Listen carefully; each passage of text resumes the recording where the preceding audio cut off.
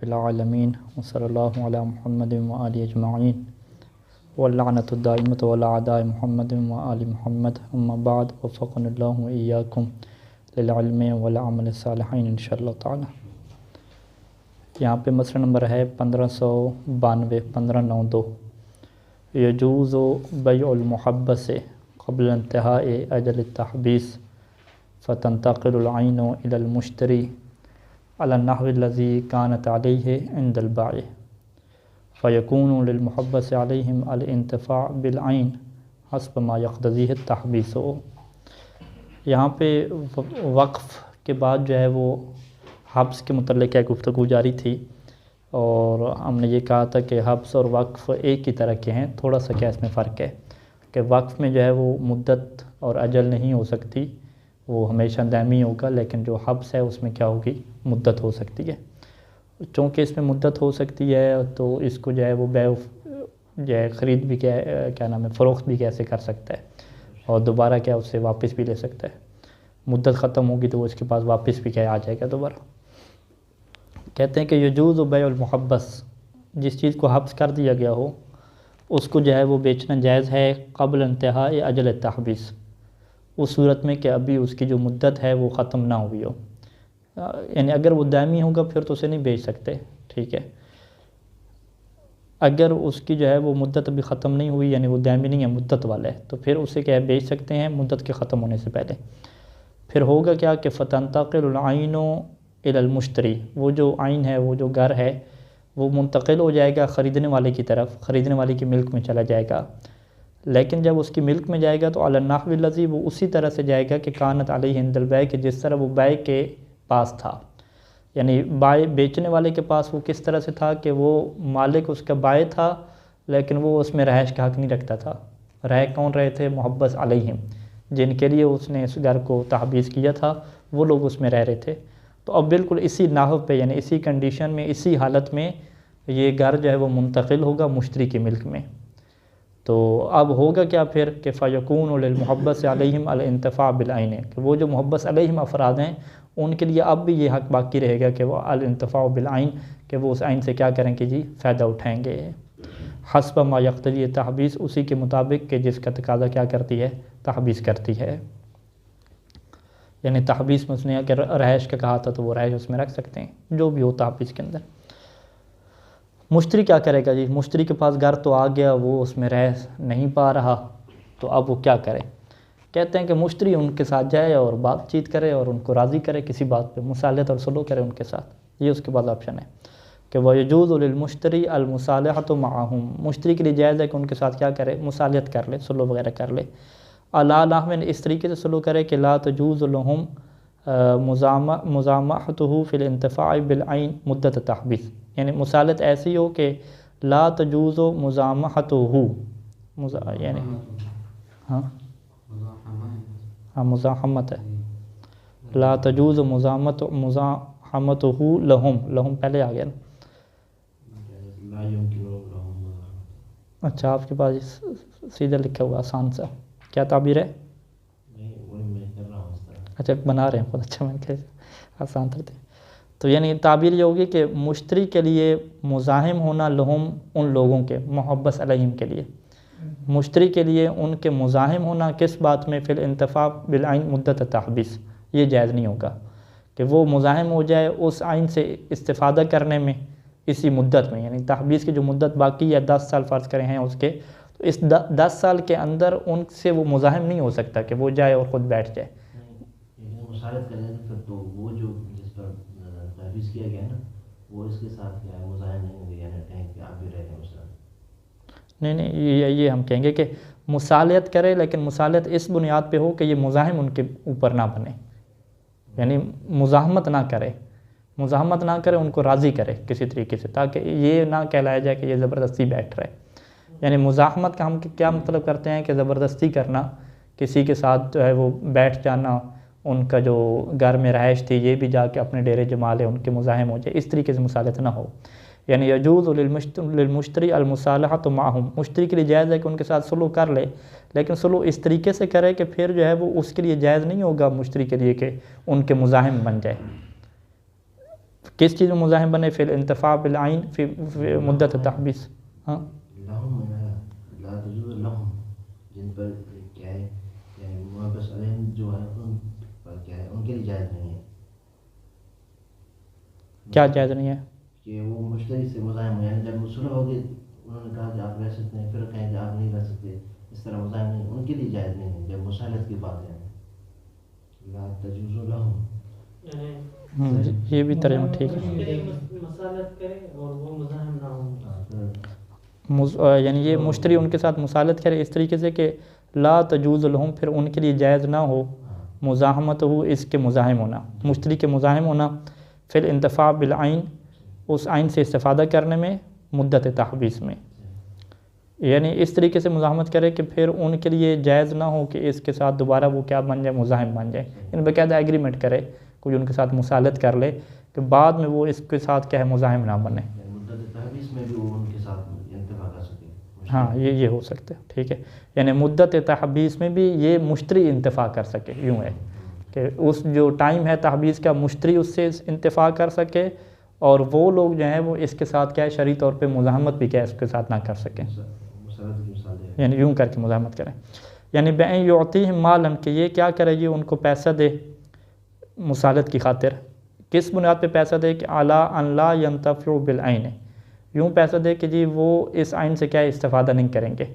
ٹھیک ہے، یعنی وہ کہے کہ استفادہ کرنا آپ کا حق ہے، لیکن آپ جو ہے وہ اس حق کو استعمال نہیں کریں گے. میں یہ کہتا ہوں یہ پیسہ مجھ سے لے لیں، آپ اس سے کیا ہے استفادہ نہیں کریں گے. تو یہ کیا درست ہے. اما المصالحۃ معہم علی اسقاط حق الانتفاع بہا، لیکن اگر ان کے ساتھ یوں مصالحت کرتا ہے کہ آپ کا جو حق ہے نا اس سے استفادے کا وہی ساقط ہو جائے گا، یوں مصالحت کا طریقہ ہے. اول معاوضہ، یا ان کے ساتھ معاوضہ کرتا ہے کہ علی حق الانتفاع بہا، معاوضہ علی حق الانتفاع بہا، کہ جو آپ کے پاس حق انتفاع ہے نا وہ آپ کس کو دے دیں؟ مجھے دے دیں. یوں کر کے کرے. کہتے ہیں کہ ففی اشکال ہوں، تو ایسا کرنے میں اشکال ہے. فلا یترک مراعات مقتضی الاحتیاط فیہ، تو اس میں جو احتیاط کا تقاضا بنتا ہے اس کو کیا ترک نہ کیا جائے. اچھا، یہ فقہ میں بہت ساری چیزوں پہ آتا ہے کہ جو حق شریعت نے دیا ہے اس کو آپ ختم نہیں کر سکتے. جب ان کے اوپر تحبیس ہوئی ہے تو شریعت نے ان کو حق انتفاع دیا ہے. تو کوئی بندہ ہے وہ کہے کہ میں پیسہ دیتا ہوں کہ جو شریعت نے آپ کو حق انتفاع دیا ہوا ہے یہ اٹھ جائے، ختم ہو جائے. ٹھیک ہے، وہ ایسا نہیں کہہ سکتا، کیونکہ یہ کیا ہو جاتا ہے، ہم اسے کیا کہتے ہیں، تشریع کہتے ہیں، بدعت کہتے ہیں کہ یہ اپنی باؤنڈری کو کراس کرنا ہے اور جو شارع کی باؤنڈری ہے اس میں جانا ہے. ٹھیک ہے، ہاں وہ یہ کہہ سکتا ہے کہ ٹھیک ہے شریعت کا حق آپ کے پاس ہے، میں یہ نہیں کہتا کہ آپ کے پاس حق نہیں ہے اور حق ختم بھی نہیں ہوگا. حق آپ کے پاس رہے گا، لیکن حق کا استعمال کرنا آپ کی مرضی ہے، آپ کی مرضی ہے اس میں رہیں نہ رہیں. تو میں آپ کو پیسہ دیتا ہوں تاکہ آپ یہ حق کو کیا استعمال نہ کریں.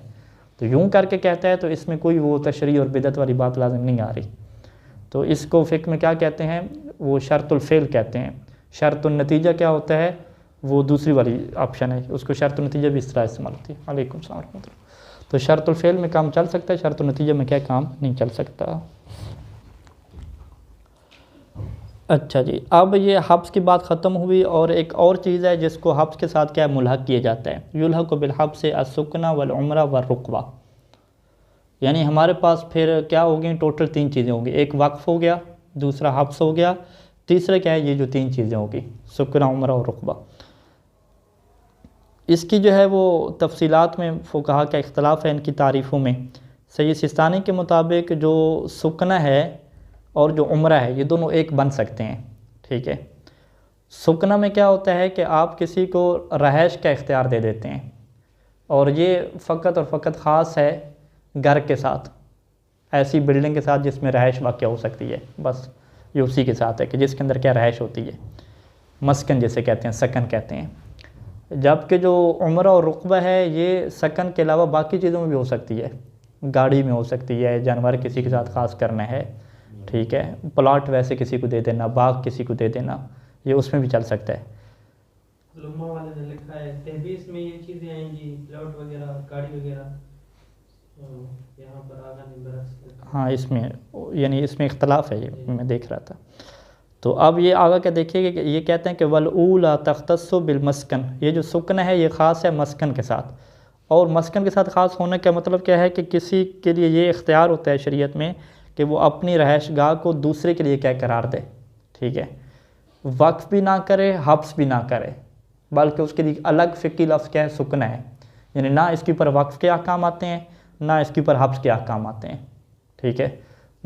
مثال کے طور پہ ہم بھی اپنے حبس کا پہلا مسئلہ ہم نے کیا پڑھا تھا کہ اگر وہ دائمی اور مطلق ہو تو وہ لازم ہو جاتا ہے، اس کو یہ فسخ نہیں کر سکتا۔ سکنا میں کیا ہوتا ہے کہ وہ کبھی بھی اسے فسخ کر سکتا ہے، اسے کبھی بھی واپس لے سکتا ہے، ٹھیک ہے۔ اچھا جی، والاخیرتان، یعنی یہ فرق دیکھیے گا کہ پہلا جو ہے وہ مسکن کے ساتھ خاص ہے، اور جو آخری دو ہیں تجریان فی ہے، یعنی عمرہ اور رقبہ، یہ سکن میں بھی جاری ہوتے ہیں، وفی غیر ہی، اور غیر سکن میں بھی، غیر مسکن، مسکن یعنی رہنے کی جگہ، رہنے کی جگہ کے علاوہ میں بھی جاری ہوتے ہیں، جیسے من العقار ہے، عقار کیسے کہتے ہیں، زمین اور جائیداد، غیر منقولہ جائیداد، اس میں بھی جاری ہوتے ہیں، حیوانات میں بھی ہو سکتے ہیں۔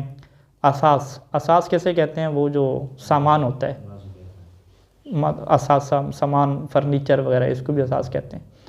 وہ نحوہ، اس طرح کے اور بھی بہت ساری چیزیں لے لیں کہ ایسی چیزیں کہ مما لا یتحقق فیہ الاسکان، کہ جس کے اندر رہائش نہیں ہو سکتی، ٹھیک ہے۔ فإن كان المجعول الاسکان، اگر اس نے قرار دیا ہے اسکان، اسکان یعنی دوسرے کے لیے رہائش کو قرار دیا، اس نے کہا کہ یہ میرا گھر ہے اور رہائش اس میں کیا ہوگی، آپ کے لیے ہوگی، تو قیل لہ سکنا، تو اسے کیا کہا جائے گا، سکنا کہا جائے گا۔ فإن قیدہ بعمر المالک او الساکن، اور اگر اس رہائش میں وہ قید لگائے، قید کیا لگائے، عمر کی قید لگائے، عمر کس کی، یا مالک کی عمر یا رہنے والی کی عمر، دونوں آپشن ہو سکتے ہیں۔ وہ کہے کہ جب تک میں زندہ ہوں قبلہ صاحب یہ گھر آپ کا ہے، آپ اس میں رہیں، ٹھیک ہے، اور جب تک آپ زندہ ہیں آپ اس میں رہیں، تو جب عمر کا ذکر آئے گا یہاں پہ تو اس کو کیا کہہ دیں گے، عمرہ کہہ دیں گے، ٹھیک ہے۔ تو قیل لہ ایزن عمرہ، تو اس کو کیا کہا جائے گا، عمرہ کہا جائے گا، ایزن کے اوپر توجہ دیں گے، یعنی عمرہ بھی کہا جائے گا، یعنی یہ سکنا بھی ہوگی اور عمرہ بھی ہوگی۔ تو لہٰذا یعنی آپ یہ نہیں کہہ سکتے کہ سکنا اور عمرہ دونوں آپس میں جمع نہیں ہو سکتے، یعنی جس طرح ہم یہ نہیں کہتے کہ کلمہ کی 3 قسمیں ہیں، اسم، فعل اور حرف، تو آپ کوئی ایسی مثال تو نہیں دیتے کہ جس میں جو اسم بھی ہو اور اسی ٹائم پہ کیا فعل بھی ہو، اسے کیا کہتے ہیں کہ جو قسیم آپس میں ہوتے ہیں وہ جمع نہیں ہو سکتے۔ تو یہاں پہ جو 3 قسمیں کی ہیں، سکنا، عمرہ، رقبہ، اس کو آپ اس طریقے سے نہ لیں کہ جو چیز سکنا ہوگی وہ پھر عمرہ بن ہی نہیں سکتی، نہیں، ان میں تداخل بھی کیا ہے، ممکن ہے۔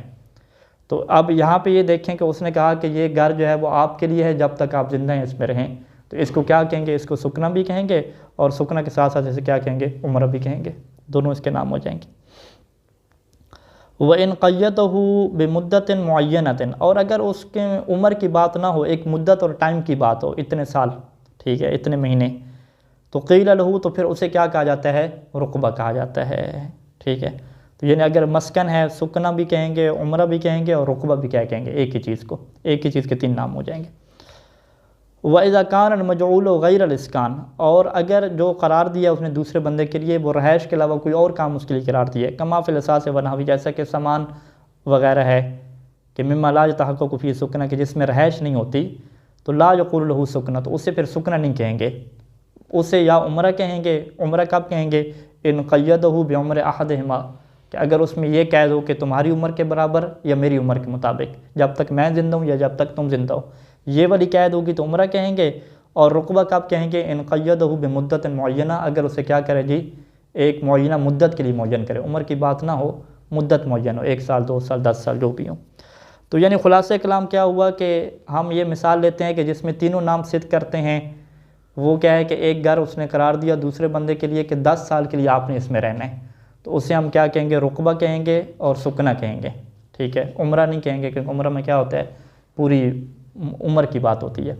اور اگر وہ کہے کہ میری عمر تک جب تک میں زندہ ہوں اس میں رہنا ہے، تو پھر اسے سکنا بھی کہیں گے، ساتھ کیا کہہ دیں گے، عمرہ بھی کہہ دیں گے، ٹھیک ہے۔ اور اگر یہی رہائش والی چیز نہ ہو، دوسری چیز ہو، تو اسے پھر کیا کہیں گے، اگر عمر کی اس میں بات ہے تو عمرہ کہیں گے، اگر مدت کی بات ہے تو اسے کیا کہیں گے، رقبہ کہیں گے، ٹھیک ہے۔ یہ تو کیا ہے، ان کی تعریف ہو گئی۔ الثلاثۃ المذکورات من العقود، یہ جو 3 چیزیں ہیں نا، یہ کہتے ہیں یہ عقود میں سے ایک مستقل عقد ہے، جس طریقے سے بیع ہوتی ہے، اجارہ ہوتی ہے، ٹھیک ہے، عاریہ ہوتا ہے، ہبہ ہوتا ہے، یہ ہبہ کی طرح کا ایک الگ سے کیا ہے، عقود ہے، شریعت نے کیا ہے اس کو رکھا ہے۔ فتحتاج الی ایجاب و قبول، اس میں بھی کیا ہوتا ہے، ایک طرف سے ایجاب ہوتا ہے، دوسری طرف سے کیا ہوتا ہے، قبول ہوتا ہے. وہ یعتبر فیہ، اور ان تینوں میں وہی شرائط ہیں کہ ما یعتبر فی سائر العقود، کہ جو باقی عقود میں کیا شرائط ہوتی ہیں وہ ساری کی ساری اسی میں ہوں گی. کما یعتبر فی المتعاقدین، جیسا کہ جو یہاں پہ متعاقدین ہیں، ایجاب کرنے والے قبول کرنے والے، اس میں بھی وہی شرائط ہیں کہ ما یعتبر فی المتعاقدین فی غیرہا، کہ جو اس عقد کے علاوہ باقی چیزوں میں کیا شرائط ہوتی ہیں. وقد تقدم ذالک فی کتاب البیع، اور یہ ساری شرائط کیا کتاب بیع میں کیا گزری ہیں کہ وہ متعاقدین کیا ہوں، عاقل ہوں، بالغ ہوں، مہجور نہ ہوں، مفلس نہ ہوں، یہ ساری چیزیں کیا اس کی ہوتی ہیں. وَيُعْتَبَرُ فِيهَا أَيْضًا الْقَبْضُ، یعنی جس طرح ہبہ میں ہم نے کہا تھا قبض ہوتی ہے، شرط ہوتی ہے، یہاں پر یہ جو سکنہ ہے یا عمرہ ہے یا رقبہ ہے، یہ جو ایگریمنٹ انسان کرے گا تو اس میں بھی کیا ہے جی قبض شرط ہے. ٹھیک ہے، فقط اگر ایگریمنٹ ہو گیا ہے، لکھت وغیرہ ہوگی ہے یا زبانی ہو گیا تو اس طرح نہیں ہے کہ اگلے کو کیا مل جائے گا، رہائش کا حق مل جائے گا، نہیں. وہ جب تک اس میں قبض نہیں کرتا یہ بندہ کیا ہے پہلی سے کیا کینسل کر سکتا ہے. یعنی فَلَوْ لَمْ يَتَحَقَّقْ، اگر قبض متحقق نہیں ہوتی، حتیٰ مات المالک، حتیٰ کہ کیا ہے مالک مر جائے تو باطلت، تو یہ باطل ہو جائے گی. کل وقف جیسا کہ کیا وقف ہے، لیکن وقف کی ساری قسمیں نہیں، وقف کی وہ قسم کے جس میں کیا ہوتی ہے قبض معتبر ہوتی ہے، کہ جو کہاں پہ ہوتی ہے وقف خاص میں ہوتی ہے. باقی جو مسجد کے لیے وقف ہے، جو عمومی جہت کے لیے، وہاں پہ قبض ہوتی نہیں ہے. اچھا، اذا اسکنہ مدت معینۃ، ایک بندے نے جب وہ کسی کو رہائش دی یعنی سکنہ دیا ایک مدت معینہ کے لیے، جیسے فرض کریں 10 سال کے لیے، یا مدت عمر المالک، یا اس میں مدت یوں تھی کہ جب تک مالک زندہ رہے گا، او مدت عمر ساکن، یا جب تک رہنے والا زندہ رہے گا. اگر یوں کر کے اس کا معاملہ ہوا ہے، یعنی کوئی نہ کوئی اس میں مدت کا ذکر ہے، تو لم یجوز الرجوع قبل انقضاء المدت، تو یہ والی جو مدت ہے نا گزرنے سے پہلے رجوع کرنا کیا جائز نہیں ہوگا. یہ یعنی اگر اس نے کہا ہے کہ جب تک میں زندہ ہوں، تو پھر وہ جب تک وہ زندہ ہے رجوع نہیں کر سکتا. رجوع کب کرے گا؟ مرنے کے بعد. مرنے کے بعد رجوع کا مطلب کیا ہے کہ وہ چیز اس کے وارثوں کی طرف چلی جائے گی، کینسل ہو جائے گی. فَإِنْ انْقَضَتِ الْمُدَّةُ فِي صُوَرِ ثَلَاثٍ، ان تینوں صورتوں میں اگر مدت ختم ہو جاتی ہے. اچھا، دوسری دو مدت کیسے ختم ہوگی؟ بندے مریں گے نا، پہلی میں تو بندے نہیں مریں گے. تو رجع المسکن الی المالک، تو وہ جو مسکن ہے کس کی طرف پلٹ جائے گی؟ مالک کی طرف پلٹ جائے گی. اور جو دوسری دو صورتیں ہیں اس میں مدت ختم ہونے کا مطلب کیا ہے؟ بندے کا مر جانا نا. وہاں پہ جیسے بندے مریں گے تو اگر مالک مرتا ہے تو پھر اس کے وارثوں کی طرف جائے گی، اگر ساکن مرتا ہے تو پھر کس کی طرف جائے گی؟ مالک کی طرف جائے گی، کیونکہ مالک زندہ ہے ابھی. تو اسی وجہ سے کہا کہ رجع المسکن الی المالک. تو ان تین صورتوں میں بعض کا مسکن مالک کی طرف پلٹتی ہے اور بعض کا کیا مالک کے وارثوں کی طرف کیا ہے پلٹتی ہے. اذا قال، اگر وہ یوں کہے کہ اسکنتک ھذا دار لک ولعقبک، میرے خیال میں لفظ عقبک ہے کہ عقبک ہے، وہ جو بعد میں آتے ہیں نسل جس کو کہتے ہیں، کہ میں آپ کو اس گھر میں سکنہ دیتا ہوں، رہائش دیتا ہوں، یہ رہائش آپ کے لیے ہے اور آپ کی کیا ہے جو اولاد ہے عقب جو بعد میں آئے گی اس کے لیے کیا ہے. لم یجوز لہ الرجوع فی ھذا السکنہ ما دام ساکن و عقبہ موجودا، تو اس صورت میں چونکہ یہ ایک قسم کی مدت ہی ہو گئی تو اس کے لیے جائز نہیں ہے کہ وہ اپنی سکنہ سے رجوع کرے جب تک ساکن زندہ ہے، یعنی مادام ساکن موجود ہے، یعنی جب تک وہ ساکن موجود ہے یا اس کا جو عقب ہے جو بعد میں عقب اس کا آ رہا ہے یعنی نسل اس کی وہ کیا موجود ہے. فَإِذَا انْقَرَضَ هُوَ وَعَقْبُهُ، جب وہ ساکن خود گزر جائے اور اس کا جو بعد میں نسل آ رہی ہے وہ ختم ہو جائے تو اس صورت میں کیا ہے رجعت الدار الی المالک، تو وہ گھر کس کی طرف واپس پلٹے گا؟ مالک کی طرف واپس پلٹے گا. ہاں ایک کی نسل ہوگی یہاں پہ. وہ اگر یہ تعبیر ہو نا عقباً بعد عقبن، نسرن بعد نسرن، پھر وہ ساری نسلیں ہوتی ہیں. اذا قال له، اگر وہ اسے یوں کہے کہ اسکنتک ھذا الدار مدت عمری، عمرہ بن گیا، ٹھیک ہے، کہ یہ میں اس گھر میں آپ کو میں سکنہ اور رہائش دیتا ہوں جب تک کیا ہے میں زندہ ہوں. فمات الساکن فی حال حیات المالک، اب وہ جو رہنے والا بندہ ہے نا وہ فوت ہو جاتا ہے. کب فوت ہوتا ہے؟ فی حال حیات المالک، ابھی مالک کیا زندہ تھا. تو اب کیا کریں گے جی؟ اب آیا اس کی اولاد کو دیں گے یا نہیں دیں گے؟ حالانکہ اس نے کیا کہا تھا؟ اسکنتک، فقط کا کی بات کی تھی، اولاد کی بات نہیں کی تھی. کہتے ہیں کہ فَإِنْ كَانَ الْمَقْصُودُ جَعْلُ حَقِّ السُّكْنَ لَهُ بِنَفْسِهِ، اگر اس کا مقصد یہ تھا کہ اس نے جو رہائش کا حق دیا تھا لہو، اس ساکن کو دیا تھا بنفسہ ہی، کہ تم خود کیا ہے اس میں رہو گے. اور خود کے رہنے کا یہ مطلب ہوتا ہے کہ خود رہو گے اور جو تمہارے دوست وغیرہ یا مہمان وغیرہ آئیں گے تو وہ بھی رہ سکتے ہیں. یہ نہیں ہے کہ فقط تم نے خود ہی رہنا ہے، باقیوں کو دروازے سے بار بار کیا ہے سائڈ پہ کر دینا، ایسا نہیں ہے. یعنی تم نے خود رہنا ہے وتوابع ہی، اور جو تمہارے توابع ہوں گے، یعنی شادی شدہ ہو تو بیوی کو چلو ساتھ رکھ لو، بچہ ہے تو اس کو ساتھ رکھ لو، یوں کہنے کا اس کا مقصد تھا. اس سے کہتے ہیں کہ تم نے خود اس میں رہنا ہے. یہ بات نہیں تھی کہ تمہارے گزرنے کے بعد تمہاری اولاد ہی میں رہنا ہے، نہیں، یہ تھا کہ تم نے خود رہنا ہے اور جو تمہارے تابع ہوں گے، ٹھیک ہے، بیوی بچے ہو گے، مہمان ہو گے. کما یقتضی ہے، جیسا کہ اسی بات کا تقاضا کرتا ہے اطلاق السکنہ، کہ اس نے سکنہ کو مطلق چھوڑا نا، اسکنتو کا کہا ہے. تو اسکنتو کا سے کیا سمجھ آتی ہے کہ جب بھی بندہ کہتا ہے کہ یہ گھر آپ کی رہائش کے لیے ہے، تو اس سے کیا سمجھ آتی ہے کہ بھی آپ اس میں رہیں گے، اگر آپ کے مہمان ہیں تو وہ اس میں رہ جائیں، بیوی بچے آپ کے ہیں تو وہ اس کو لے آئیں اس میں، یہ مراد ہوتی ہے. تو اس صورت میں تو کہتے ہیں کہ واضح ہے کہ انتقلت السکنہ بموتی الی المالک، تو جیسے وہ خود مرے گا اب بیوی بچوں کو اس میں رہنے نہیں دیا جائے گا، بلکہ یہ جو ہے وہ سکنہ یہ منتقل ہو جائے گا الی المالک، کے مالک کی طرف کیا منتقل ہو جائے گا. انتقلت السکنہ بموتی الی المالک قبل وفاتی، قبل وفاتی یعنی مالک کی وفات سے پہلے، مالک کی وفات سے پہلے یہ کس کو مل جائے گا جی؟ مالک کو ہی مل جائے گا. آپ کے پاس اشکال لکھا ہوا؟ ہاں ابھی اشکال ختم ہو گیا جی، ٹھیک ہے. وَإِنْ كَانَ الْمَقْصُودُ جَعْلُ حَقِّ السُّكْنَ لَهُ مُطْلَقًا، اور اگر اس کا مقصد یہ تھا کہ بھئی میں نے آپ کے لیے اس میں رہائش کا حق رکھا ہے مطلقاً. مطلقاً کیا مطلب؟ یہ آپ کے لیے بھی ہے اور آپ کی اولاد کے لیے بھی ہے، یعنی اولاد بھی اس میں شامل ہے، آپ کے یعنی وارث بھی شامل ہیں. مطلقاً کا یہ مطلب ہو، اگر فرض کریں تو انتقلت السکنہ الی وارثہ ہی، تو اس صورت میں سکنہ کیا ہے؟ منتقل ہو جائے گا الی وارثہ ہی، وہ جو ساکن ہے اس کے وارثوں کو مل جائے گا. وہ کب تک اس کے وارثوں کو ملتا رہے گا؟ مادام المالک حیًّا، جب تک مالک کیا اس کا زندہ ہے، کیونکہ اس نے اوپر کیا کہا تھا؟ مدت عمری کہا تھا نا، جب تک میں زندہ ہوں. فائدہ ماتا، پس جب وہ مرے گا، کون مرے گا؟ مالک مرے گا. یعنی مادام المالک حیًّا، جب تک مالک زندہ رہے گا تو اس کے وارثوں کو یہ ملتا رہے گا. لیکن فائدہ ماتا، جیسے ہی مالک مرتا جائے گا تو انتقل من ورثۃ ساکن الی ورثۃ المالک، تو اب کیا ہے وہ منتقل ہو جائے گا، ساکن کے وارثوں سے لے لیں گے وہ چیز. مالک تو فوت ہو گیا تو مالک کے کیا ہے وارثوں کو کیا ہے وہ دے دیں گے. یہ فرض ہے کہ ساکن بھی مر گئے، مالک بھی بعد میں مر گئے. ساکن مر گئے تو اس کے وارث رہ رہے تھے. ہاں ساکن مر گیا، اس کے وارث رہ رہے تھے، بعد میں پھر مالک مر گیا، تو جیسے مالک مرے گا تو اب اس کے وارثوں سے لے کے کس کو دے دیں گے؟ مالک کے وارثوں کو دے دیں گے. وَقَضَى الْحُكْمُ، اور بالکل یہی حکم ہوگا لو عین مدتا معینہ، یعنی یہی دو صورتیں ہوں گی کہ مقصود اس کا کیا تھا، کہ حق کے سکنہ اس کے لیے قرار دینا تھا یا مطلق قرار دینا تھا، اس کی اولاد کو بھی شامل تھا. کہتے ہیں بالکل یہی حکم اور یہی صورتیں چلیں گی کہ لو عین مدتا معینۃ، اگر اس نے مدت معین کی تھی، یہ نہیں کہا تھا میری زندگی تک، جب تک میں زندہ ہوں، 20 سال فرض کریں اس نے رکھے تھے. اور ہوا کیا کہ فمات ساکن فی اثناء، وہ جو رہنے والا ہے اسی مدت کے دوران کیا فوت ہو گیا. اب اسی مدت کے دوران فوت ہو گیا، اب فرض کریں مزید 5 سال بھی رہتے ہیں، تو ان 5 سال میں کیا اس کی اولاد رہے گی یا نہیں رہے گی؟ تو یہی دو صورتیں کیا وہاں پہ آئیں گی. اذا جعل سکن له مدت حیاتہ، اگر اس نے جو ہے وہ ساکن کے لیے رہائش کو قرار دیا لیکن مدت حیاتی اس کی زندگی کے مطابق، اس کی جو مدت کون سے رکھی؟ اس کی زندگی رکھی.